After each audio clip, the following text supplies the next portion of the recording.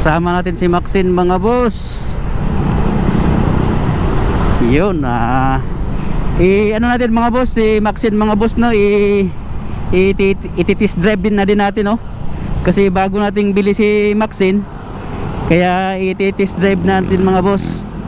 So ang napili kong lokasyon mga boss, papunta tayo ngayon sa Taytay. Yun, magkain lang tayo doon mga boss, magkain lang tayo doon. So ngayon mga boss, papunta na tayo mga boss.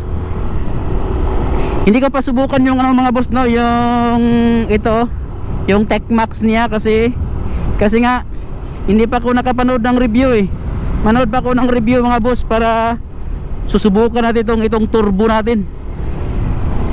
Susubukan natin yan. Kaya bago ko gagamitin itong turbo mga boss, is manood muna tayo ng review sa YouTube. Oo, manood muna tayo ng review para hindi masira yung ano natin. Baka masira ba, kasi hindi pa natin nakabisado yun kung paano gagamit itong turbo ba. Kaya ang gagawin lang natin ngayon mga boss is parang i-break in na din natin si Maxine.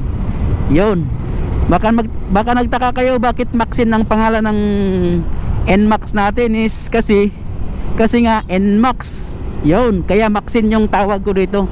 Kaya babae ito, hindi to siya lalaki. Maxine.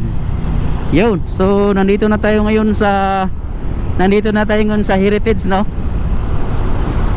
Nandito na tayo ngayon sa Heritage.